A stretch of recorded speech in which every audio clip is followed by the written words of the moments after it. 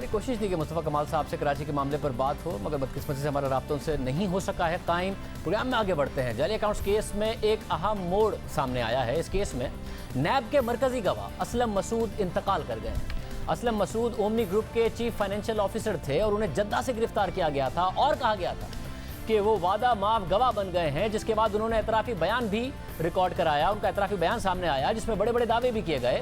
اسلم مسعود نے خود بتایا تھا کہ وہ 1992 سے اومنی گروپ سے وابستہ تھے، خود جعلی اکاؤنٹس کی نگرانی کرتے تھے۔ اسلم مسعود کو 23 اکتوبر 2018 کو انٹرپول نے جدہ سے گرفتار کیا تھا۔ اسلم مسعود نے جے آئی ٹی کو دیے گئے اپنے اعترافی بیان میں بتایا تھا کہ میں 1992 سے اومنی گروپ کے ساتھ کام کر رہا ہوں، میں گروپ کے تمام انتظامی اور مالی معاملات دیکھتا تھا، میرے پاس ایک چپڑاسی سے لے کر ڈائریکٹر تک تمام ذمہ داریاں تھیں۔ اسلم مسعود نے بتایا تھا کہ جعلی اکاؤنٹس اس لیے بنائے جاتے تھے کہ ان کے ذریعے پیسوں کی ادھر ادھر منتقلی کی جائے۔ اسلم مسعود نے اپنے اعترافی بیان میں کہا تھا کہ میں 4 کمپنیوں میں ڈائریکٹر اور شیئر ہولڈر ہوں، ہو سکتا ہے کچھ اور کمپنیوں میں بھی ہوں جن کے بارے میں نہیں جانتا۔ اسلم مسعود نے بتایا تھا کہ میں نے 2011 سے 2012 تک براہ راست انور مجید کی ہدایت پر چیکس پر دستخط کیے، اس کے بعد ان کے بیٹے عبدالغنی مجید کی ہدایت پر ایسا کیا۔ اسلم مسعود نے اپنے بیان میں بتایا تھا کہ ایگرو فارم ٹھٹا کے نام سے 1 کروڑ 70 لاکھ کے 3 چیک A1 انٹرنیشنل نامی جعلی کمپنی کے اکاؤنٹس میں جمع کروائے گئے۔ اس پر میں نے اور نوید اقبال نامی شخص نے عبدالغنی مجید کے احکامات پر دستخط کیے تاکہ پیسوں کو چھپایا جا سکے۔ اسلم مسعود نے اپنے اعترافی بیان میں کہا تھا کہ عمیر کے نام پر یونس قدوائی کی اجازت سے محمد عارف نے جعلی اکاؤنٹ کھولا، میں اس اکاؤنٹ کی نگرانی کرتا تھا۔ بیان میں مزید کہا تھا کہ سمٹ اور سندھ بینک میں جعلی اکاؤنٹس اس لیے کھولے گئے کیونکہ اومنی گروپ کے مالکان ان کے ساتھ اچھے تعلقات رکھتے تھے۔ عبدالغنی مجید کی ہدایت پر جعلی اکاؤنٹس کے چیک جاری کیے جاتے تھے۔ بہت ساری باتیں اسلم مسعود نے بتائی تھیں اور وہ وعدہ معاف گواہ تھے۔ آج وہ انتقال کر گئے ہیں، کیا اس کا کیس پر اثر پڑے گا؟ ہمارے ساتھ ماہر قانون عمران شفیق موجود ہیں۔ عمران شفیق صاحب بہت شکریہ۔ کیا فرق پڑتا ہے اگر وعدہ معاف گواہ آج انتقال کر گئے ہیں؟ دیکھیے خانزادہ صاحب، سب سے پہلی تو بات یہ ہے کہ ایک اہمیت کسی گواہ کی قانون کی نظر میں ہونا اور ایک ہے پبلک پرسیپشن ہونا، عوامی تاثر پایا جانا۔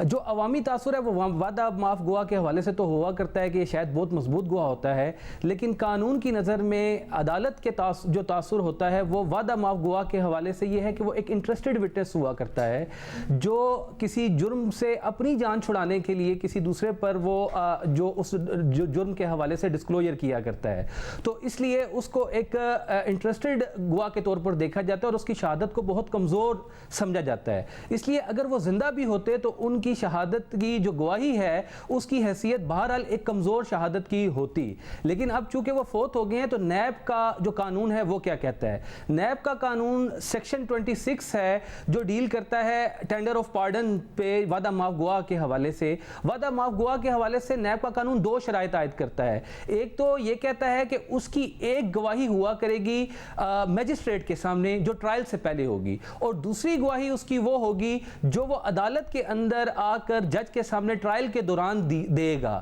اس لیے اور قانون یہ کہتا ہے کہ یہ دونوں شیل بی ایگزامنڈ کا لفظ استعمال ہوا ہے ان دونوں بیانوں کے حوالے سے۔ جب شیل بی ایگزامنڈ کا لفظ استعمال ہوتا ہے تو اس کا مطلب یہ ہے کہ وہ لازماً عدالت کے سامنے پیش ہوگا۔ اگر وہ پیش نہیں ہوتا تو بہرحال وہ گواہی جو اس نے دی تھی میجسٹریٹ کے سامنے اس کو عدالت میں تسلیم نہیں کیا جا سکتا۔ اب نیب اس کے حوالے سے ایک کوشش یہ کر سکتا ہے کہ وہ میجسٹریٹ جس نے یہ بیان ریکارڈ کیا تھا ان کو بطور گواہ پیش کرنے کی کوشش کرے، لیکن قانون اس حوالے سے بھی بالکل واضح ہے۔ قانون شہادت آرڈر ہے پاکستان، اس کا سیکشن 46 یہ کہتا ہے کہ اگر کوئی شخص فوت ہو چکا ہے تو اس کی گواہی اس کے حوالے سے کہ اس نے کوئی بیان دیا تھا، سٹیٹمنٹ دی تھی، وہ کن صورتوں میں قبول کی جا سکتی ہے۔ اس میں جو صورت ہے وہ ڈائنگ ڈکلیریشن کی ہے، جیسے جو فوت ہونے سے پہلے کوئی شخص یہ بتائے کہ بیان نزعی جسے کہا جاتا ہے کہ مجھے کس صورت میں کس نے مارا اور کس انداز میں مارا گیا، تو وہ تو قبول کیا جا سکتا ہے۔ اس کے علاوہ بھی کچھ صورتیں ہیں لیکن اس میں بہرحال وعدہ معاف گواہ کی جو گواہی ہے وہ ان صورتوں میں داخل نہیں ہے۔ تو اس لیے اب وعدہ معاف گواہ کے گزر جانے کی صورت میں اب نیب کے پاس کوئی چارہ کار نہیں ہے، کوئی راستہ نہیں ہے کہ اس کی گواہی کو عدالت میں جو اس نے سٹیٹمنٹ دی تھی اس کو عدالت میں ثابت کیا جا سکے۔ مگر اگر ان کے بیان کی روشنی میں نیب نے کوئی دستاویزی ثبوت حاصل کیے ہوں، منی ٹریل کوئی حاصل کیا ہو، تو وہ اس کو بطور ایویڈنس ضرور پیش کیا جا سکتا ہے اور اس کا فائدہ نیب کو ہو گیا۔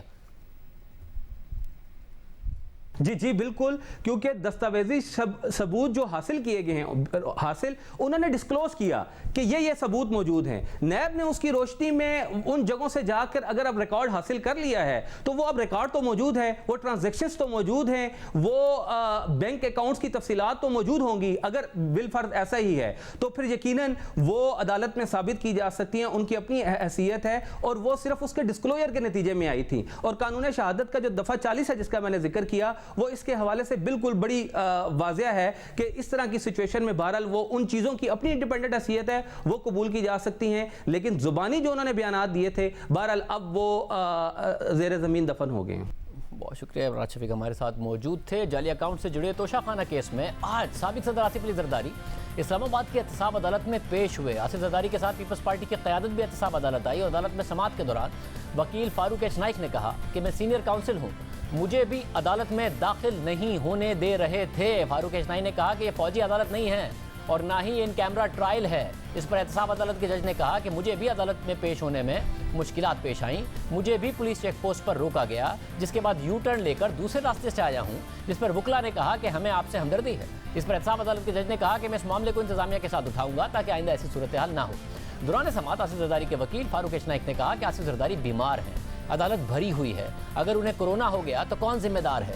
इस पर जज एहतसाब अदालत ने पूछा कि आसिफ जरदारी कहाँ हैं। इस पर फारूक एच नाइक ने कहा कि आसिफ अली जरदारी अदालत में मौजूद हैं, जिस पर आसिफ अली जरदारी मुलजिम की हैसियत से रोस्ट्रम पर आकर उन्होंने हाजिरी लगाई और दस्तखत किए। अदालत आसिफ जरदारी पर फर्द जुर्म के लिए 9 सितंबर की तारीख मुकर्रर करते हुए उन्हें आइंदा समाअत पर पेश होने का हुक्म दिया। अदालत ने यूसुफ गिलानी, अब्दुल गनी मजीद और अनवर मजीद को भी 9 सितंबर को तलब किया है। समाअत के बाद एहतसाब अदालत के बाहर मीडिया से गुफ्तगू करते हुए पीपल्स पार्टी के चेयरमैन बिलावल भुट्टो जरदारी ने हुकूमत पर तनकीद की और कहा कि हमें धमकियां दी जा रही हैं कि हम भी लाइन में आ जाएं, मगर हम ना पहले दबाव में आए हैं ना अब दबाव में आएंगे।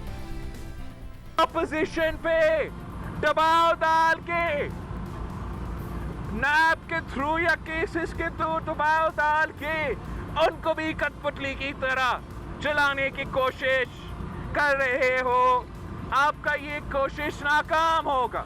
हमें धमकियां दी जा रहे हैं कि हम भी लाइन में आ जाए, हम भी स्क्रिप्ट को फॉलो करें, हम भी माने कि 18th अमेंडमेंट में तरमीम हो, हम भी माने कि NFC अवार्ड में चेंजेस हो, हम भी माने कि इस हाउस से काला कानून पास हो, लेकिन हम कल भी इन दबाव में नहीं आए, आज भी इन दबाव में नहीं आए और कल आगे जाके आप देखेंगे। अगर आपने मेरा पूरा खानदान को गिरफ्तार करना है कर लो, हम 18वीं तरमीम पे 1973 के आईन पे एक आंच नहीं आने देंगे।